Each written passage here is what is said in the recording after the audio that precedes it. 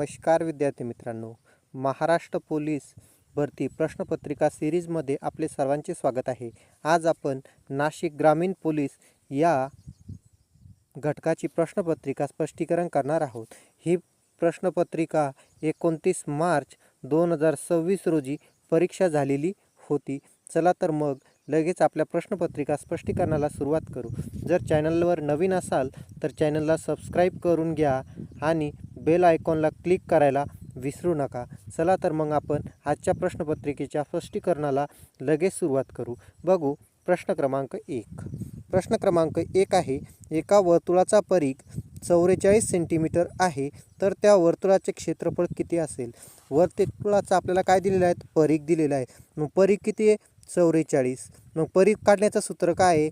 तर बघा, परिघाचं सूत्र आहे बरोबर 44। परिघ बरोबर 2r गुणिला 22/7 हे परिघाचं सूत्र आहे, बरोबर आहे। मग इकडं काय राहील फक्त?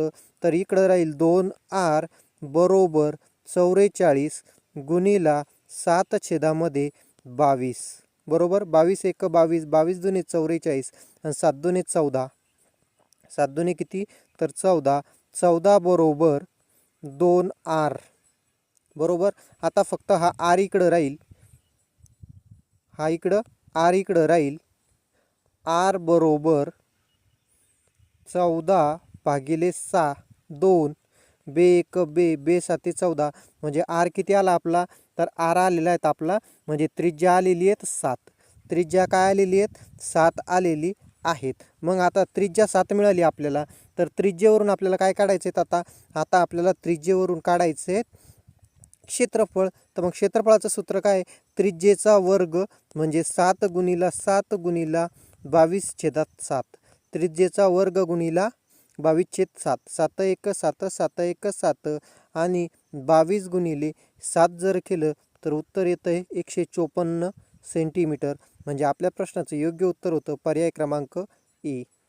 चला नेक्स्ट प्रश्न बघून घेऊ। आता नेक्स्ट प्रश्न आहेत बघा, प्रश्न क्रमांक 3। समीकरण दिलेले आहेत आपल्याला, एक x² - 5x + 6 बरोबर 0 आणि x² - 7x + 10 बरोबर 0 यांना समान जुळण्याचा शोधा, बरोबर। म्हणजे काय?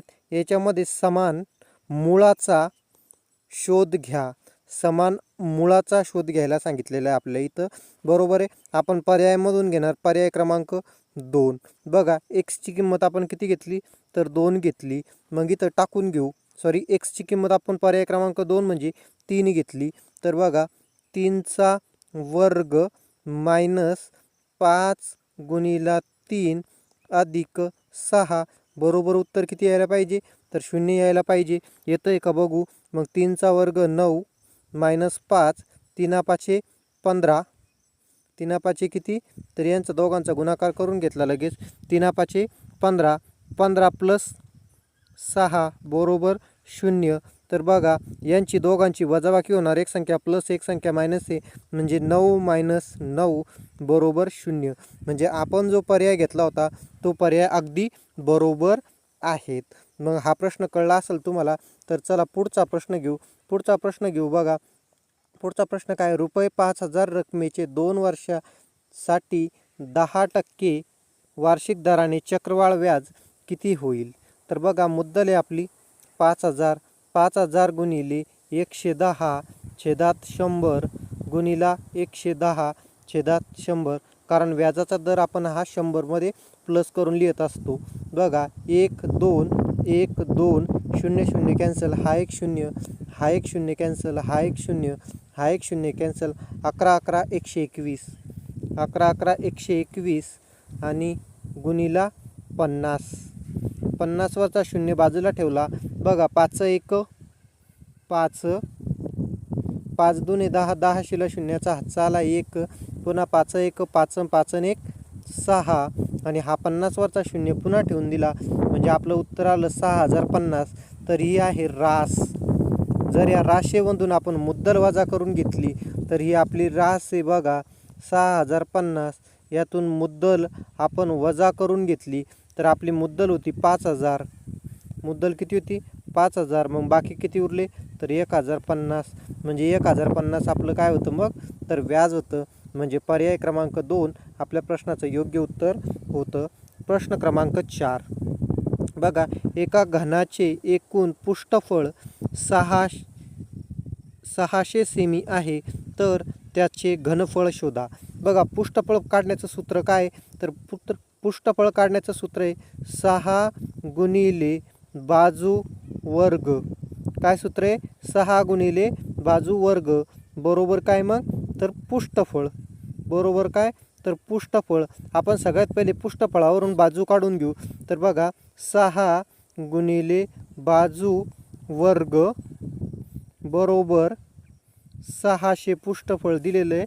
मग बाजू वर्ग बरोबर 600 छेदामध्ये 6, 6 एक 6 म्हणजे 100. तर मग बाजू बरोबर किती? तर इकडं हा बाजूचा वर्ग आहे. जर याचं वर्गमूळ काढला आपण तर 100 कोणाचं वर्गमूळ आहे? तर 10चं. म्हणजे आपल्याला बाजू किती मिळाली? तर आपल्याला बाजू मिळाली 10. आपल्याला बाजू किती मिळाली? तर 10 मिळालेली आहे. म्हणजे बाजू मिळाली 10. आता याला मिटवून घेऊ आपण आणि समोर प्रश्न सोडू. आता बाजूवरून आपल्याला काढायचं आहे घनफळ. बाजूवरून काय काढायचं आहे आपल्याला? घनफळ काढायचं आहे. तर मग घनाच्या घनफळाचं सूत्र काय? तर बाजूचा घन. काय सूत्र आहे? बाजूचा घन. मग 10चा घन बरोबर 1,000. 10चा घन किती आहे? तर 1,000 आहे. म्हणून आपल्या प्रश्नाचं योग्य उत्तर होतं पर्याय क्रमांक 3. चला नेक्स्ट प्रश्न बघू.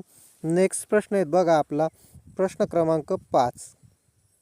1 + 2 + 3 + 4 असे 20पर्यंत यांची बेरीज करायला सांगितले. म्हणून काय करायचं? शेवटची संख्या अधिक शेवटची संख्या प्लस 1 भागिला 2. बरोबर. मग झालं हे सूत्र तयार. मग सूत्रामधले संख्या टाकले. आता क्लिअर करून घेऊ, याला सोडवून घेऊ. तर बघा, 20 गुणिला 21 भागिला 2 बे 1 बे बे 1 बे आणि 21 गुणिला 10 जर केला तर उत्तर येतं आहे 210. म्हणजे आपल्या प्रश्नाचं योग्य उत्तर होतं पर्याय क्रमांक सी. काय होतं आपल्या प्रश्नाचं योग्य उत्तर? पर्याय क्रमांक सी. बघा, आता पुढचे प्रश्न आहेत. प्रश्न क्रमांक 6. तर प्रश्न क्रमांक 6 मध्ये आपल्याला काय सांगितलं आहे?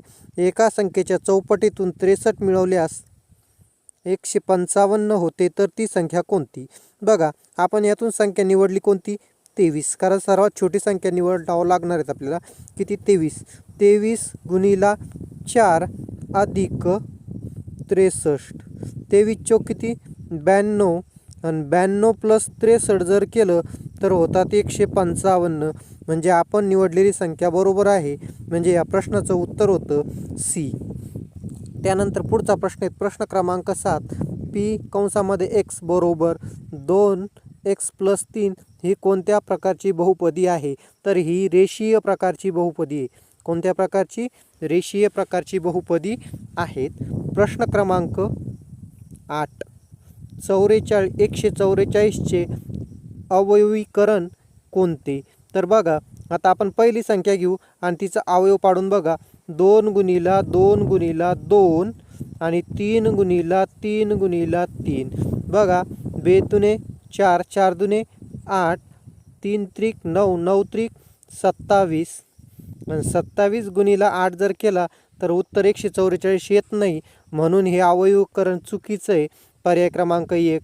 म्हणून आपण पर्याय क्रमांक 2चे अवयव पाडून बघू. आता पर्याय क्रमांक 2 बघा, 2 गुणिला 2 गुणिला 2 गुणिला 2 आणि 3 गुणिला 3 बरोबर 2 दुने 4, 4 दुने 8, 8 दुने 16 गुणिला 3 त्रिक 9 आणि 16 9 144. म्हणजे हे अवयवीकरण बरोबर आहे. म्हणजे आपल्या प्रश्नाचं योग्य उत्तर होतं पर्याय क्रमांक बी. चला नेक्स्ट प्रश्न बघू. नेक्स्ट प्रश्न आहेत बघा प्रश्न क्रमांक 9. खालीलपैकी कोणती संख्या अभाज्य संख्या आहे? अभाज्य म्हणजे कोणती? तर जिला कोणत्याच संख्येने पूर्ण भाग जात नाही अशी अभाज्य संख्या म्हणजेच मूळ संख्या. कोणती संख्या? तर मूळ संख्या. तर मूळ संख्या कोणती आहेत मग यातली? 17 ही मूळ संख्या आहे. 15 नाही, 21 नाही, 25 पण नाही. म्हणजे आपल्या प्रश्नाचं योग्य उत्तर आहे पर्याय क्रमांक ए. आता प्रश्न क्रमांक 10. दोन संख्यांचा मसावी 8 आणि लसावी 48 आहे. एक संख्या 16 असेल तर दुसरी संख्या कोणती? तर याचं सूत्र आहे बघा, लसावी गुणिले मसावी किंवा मसावी गुणिले लसावी छेदामध्ये पहिली संख्या गुणिले दुसरी संख्या. मग पहिली संख्या आपल्याकडे आहे 16 आणि दुसरी काढायची आहे. बघा 16 एक 16, 16 त्रिक 48 आणि 8 त्रिक 24. म्हणजे दुसरी संख्या असणार आहे 24. पर्यायामध्ये दिसतोय आपल्याला सी नंबरला पर्याय 24. म्हणजे या प्रश्नाचं उत्तर होतं सी. बघा पुढचा प्रश्न, प्रश्न क्रमांक 11. एका वस्तूवर 40% सवलत देऊन देखील एक दुकानदार 20% नफा मिळवत असेल तर 2400 रुपये विक्री किंमत असलेल्या मूळ वस्तूची किंमत किती? बरोबर, या पद्धतीचा प्रश्न आहे. बघा 2400 गुणिले 40 आणि हा 20% काय होतोय? नफा होतोय. म्हणजे हा 20 पण छेदामध्ये मायनस करून लिहायचा, म्हणजे छेदामध्ये येतील 80. बघा 40 एक 40, 40 दुने 80, बे एक बे, बे दुने 4 आणि 2 शून्य जशाला तसे. म्हणजे त्या वस्तूची मूळ किंमत असणार आहे तर 1200 रुपये. म्हणजे पर्याय क्रमांक सी आपल्या प्रश्नाचं योग्य उत्तर होतं. चला मग नेक्स्ट प्रश्न बघू. नेक्स्ट प्रश्न आहेत बघा, प्रश्न क्रमांक 12. येणे एक वाहन 20 लाख रुपयाला विकत घेतले व त्याचा वार्षिक घसारा 12% असेल तर वाहनाची 2 वर्षानंतरची किंमत किती? बघा वस्तू खरेदी किंमत किती आहे? तर 20 लाख. किती आहे? 20 लाख गुणिले घसारा किती आहे? 12% किंमत कमी होती. म्हणजे 100मधून 12 मायनस करून लिहायचे. म्हणजे 88 छेदात 100 गुणिले 88 छेदात 100. बरोबर, हे 2 शून्य हे 2 शून्य कॅन्सल, म्हणजे 4 शून्य कॅन्सल झाले. म्हणजे अंशातले 4 शून्य काय होतील? कॅन्सल होतील. तर मग आता करायचं आहे आपण 88 गुणिले 88. बघा 8 8 64, हा 4 6, 8 8 64 आणि 6 70. पुन्हा छेदामध्ये 4 7 0. बरोबर, मग हे होतील 4. इकडं लिहितोय 4 आणि हे पण 4, हे 7 आणि हे 7 आणि गुणिला 20. गुणिला किती? 20.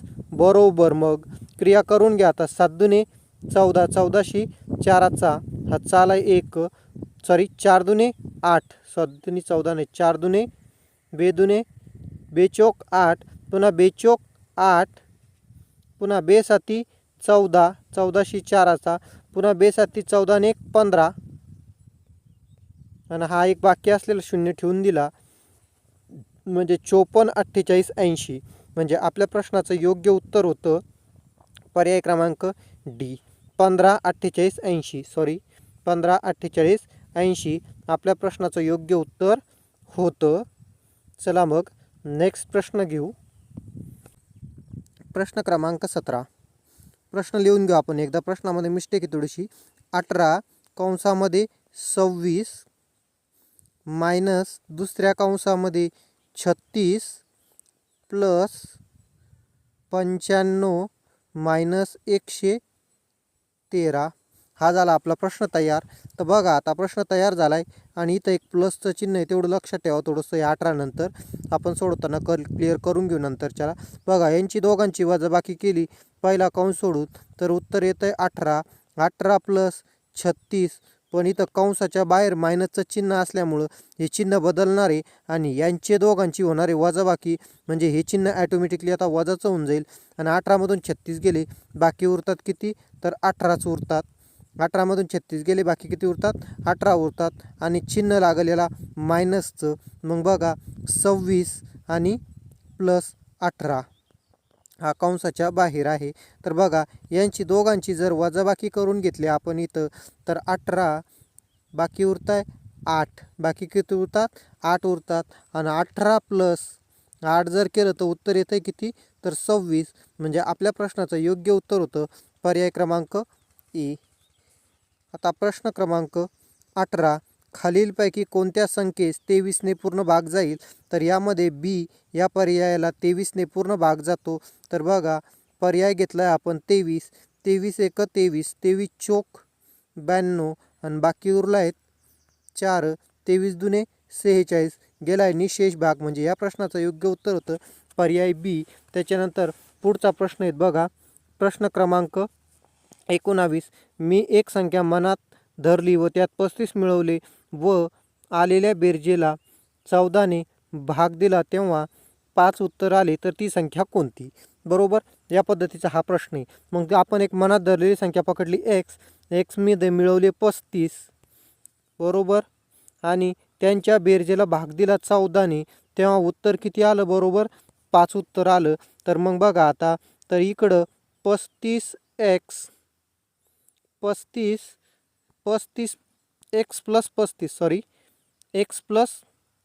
35 बरोबर 5 गुणिला 14 होतील. 14 पंचे किती होतात? 70. आणि हा इकडं एक्स प्लस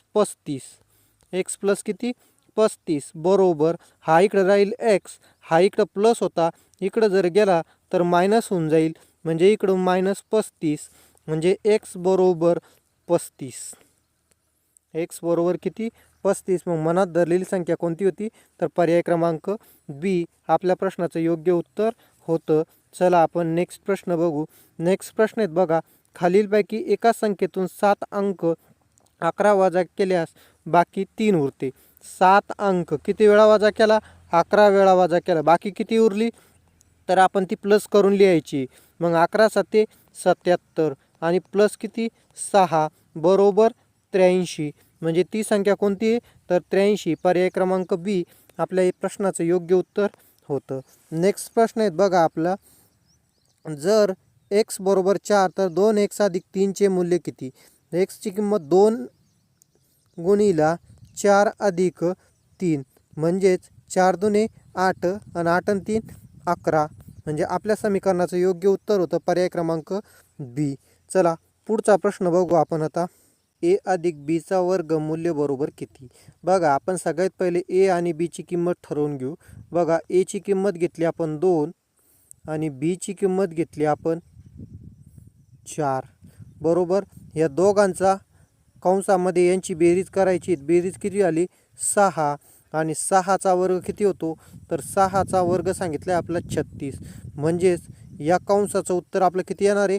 36 येणार आहे या किमती ठेवल्यानुसार बरोबर आहे. मग आता ह्या पर्यायामध्ये आपण आपल्या किमती टाकून बघू. बघा एचा वर्ग ए किती आहे? 2. मग 2चा वर्ग किती? 4 अधिक 2 बरोबर. पुन्हा एची किंमत काय गेली आपण? तर एची किंमत घेतलेली आहेत आपण. एची किंमत घेतलेली आहेत बघा इथं आपण. एची किंमत 2 म्हणजे गुणिला 2 गुणिला बीची किंमत घेतली 4 म्हणून गुणिला 4 अधिक बीचा वर्ग म्हणजे 16 बरोबर. मग बघा यांची क्रिया होईल सगळ्यात पहिले बेदुने 4 4 चोक 16 बरोबर प्लस म्हणजे बघा 4 चोक 16 16 आणि 16 32 आणि 32 प्लस 4 किती झाले? 36 झाले. 32 प्लस 4 किती झाले? तर 36 झाले. म्हणजे आपण घेतलेला पर्याय बरोबर आहे. म्हणजे याचं विस्तारित रूप याचं मूल्य बी आहे. चला नेक्स्ट प्रश्न बघू. प्रश्न क्रमांक 23. याला विस्तारित लिहत असताना सगळ्यात पहिले इथं एक्स आणि एक्सचा गुणाकार होईल. एक्स आणि एक्सचा गुणाकार झाला किती झाला? तर वर्ग आला. एक्सचा वर्ग एक्सचा गुणाकार प्लस अधिक आता यांची 5 आणि 2ची बेरीज होईल. 5 आणि 2ची बेरीज किती झाली? तर 7 आणि गुणाकार होईल एक्स सोबत या 7चा म्हणजे होतील 7x आणि अधिक आता 5 आणि 2चा गुणाकार होईल म्हणजे 5 दुने 10 म्हणजे याचं विस्तारित रूप हे असेल एक्स वर्ग अधिक 7x अधिक 10 म्हणजे पर्याय क्रमांक 1 आपल्या प्रश्नाचं योग्य उत्तर असेल. चला नेक्स्ट प्रश्न बघून घेऊ. प्रश्न क्रमांक 24. 50 ही संख्या कोणत्या प्रकारची आहे? तर ही अपरिमेय संख्या आहे. कोणती संख्या आहे? अपरिमेय संख्या आहे. जी संख्या वर्गमुळामधून पूर्ण स्वरूपामध्ये बाहेर निघत नाही तिला अपरिमेय संख्या असे म्हणतात. म्हणून आपल्या प्रश्नाचं उत्तर आहे बी. आणि आता आपला शेवटचा प्रश्न आहे बघा. प्रश्न क्रमांक 25. खालीलपैकी कोणती संख्या नैसर्गिक संख्या नाही? तर 0 ही नैसर्गिक संख्या नाही आहेत. कोणती संख्या नाही नैसर्गिक संख्या? 0. आजची प्रश्नपत्रिका स्पष्टीकरण इथं संपलेलं आहे. प्रश्नपत्रिकेचा स्पष्टीकरणाचा व्हिडिओ आवडला असल्यास व्हिडिओला लाईक करा आणि चॅनलला सबस्क्राईब करायला विसरू नका. धन्यवाद.